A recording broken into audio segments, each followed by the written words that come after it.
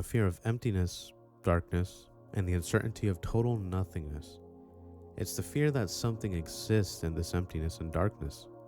Like in Star Trek Voyager, when Neelix has panic attacks as the ship goes through a dark part of space. We're scared of things that are scary or pose a serious danger to our existence, things we can actually see. But what about the fear of something that isn't there? The fear of emptiness and the fear of the unknown. We all have faced this fear when we are alone and there's nothing around us. Deep down we know that, but some strange feeling in our mind keeps telling that there is something around us, something surprising and scary. It's not the darkness itself that sends shivers down the spine. It's the fear of what might be there, just out of sight, hidden in the shadows, even if nothing truly exists there. The Pit and the Pendulum by Edgar Allan Poe talks about a person trapped in a dark dungeon with a deadly pendulum swinging above. Here too, it's not just the danger of the pendulum that's a scary thought. It's the feeling of being trapped and not knowing what's going to happen next. The sense of this feeling comes because of the very reason that we don't have any control over the situation and completely don't know what's about to come up. It's the lack of predictability that fuels the anxiety in such situations. When we can't foresee what's coming next, our minds spiral into a possibilities of worst-case scenarios. Will we encounter danger in the shadows? Or will we stumble upon a path that leads us to safety? The uncertainty looks at us, leaving us feeling vulnerable and exposed. Another book that talks about this strange feeling is The Road by Cormac McCarthy. The story sets itself in a world that's been destroyed by some kind of disaster, and it's a really scary place to be. But what's even scarier than the danger is the feeling of emptiness and hopelessness that hangs over everything. This fear, this phobia, this anxiety of emptiness, darkness, and the dread of complete nothingness. It's a primal instinct, deeply rooted in our psyche. Video games also play with this fear.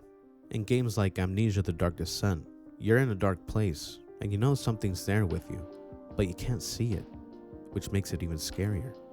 It's the fear of the unknown, of not knowing what's hiding in the darkness. But it's not just the overtly terrifying games that prey on our fear of the unknown. Even titles like Minecraft and Stardew Valley evoke sense of unease with their open-ended gameplay, leaving us lost in a huge, unknown world, unsure of what lies beyond. And one such game is Firewatch. Playing Firewatch feels like delving into your own mind, where darkness isn't just a lack of light, but something you can almost touch, making you feel exposed.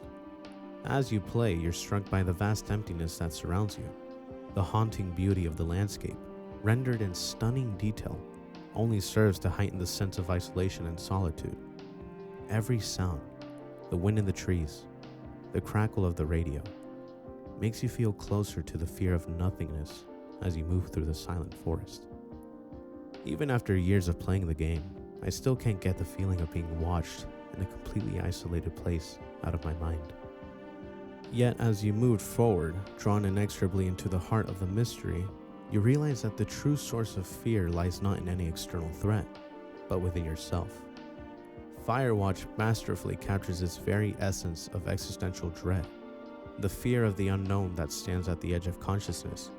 The game's simple conversations and visuals make you uneasy even after you stop playing, making you think about your own existence as it did for me.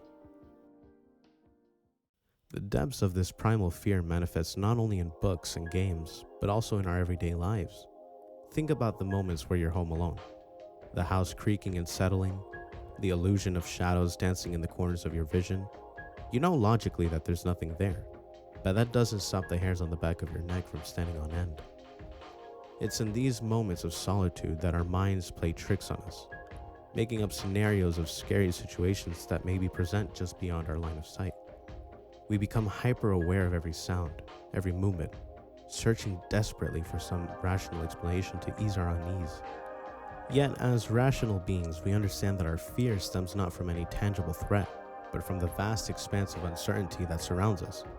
It's the fear of what we cannot see, cannot comprehend, that grips us tightly like a freezing hug.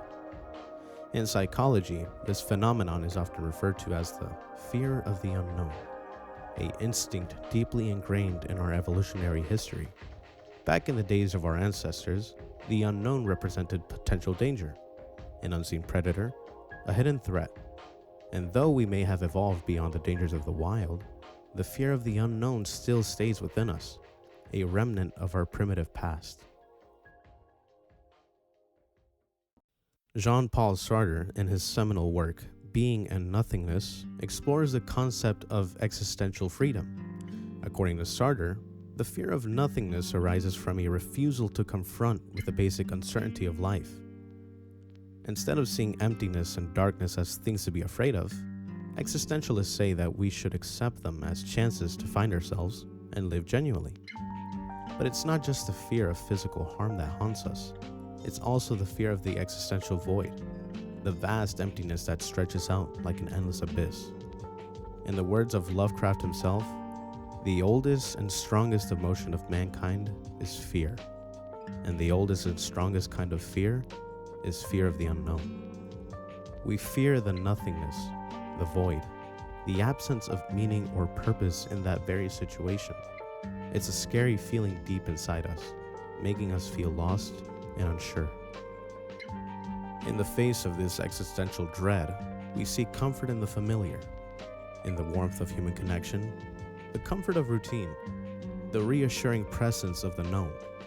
Yet, no matter how tightly you cling to the familiar, the unknown always stands on the edge, a scary thing hiding just out of your grasp. So, you find ourselves caught in a perpetual struggle between the comfort of the known and the terror of the unknown. And as I bid farewell to these words that have started these unsettling thoughts within you, one thing to remember is that the true horror lies not in the stories you listen or the games you play, but in the chilling realization that the greatest fear of all may be the fear of what lies beyond the reaches of your understanding. And in that darkness, in that emptiness, who knows what scary things might be waiting for us to find.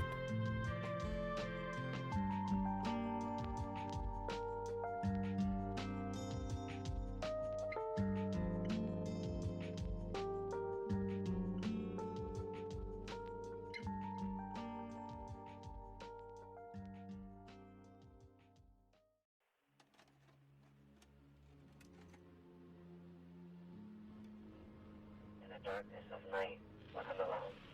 I feel scared. It's like I'm in a huge,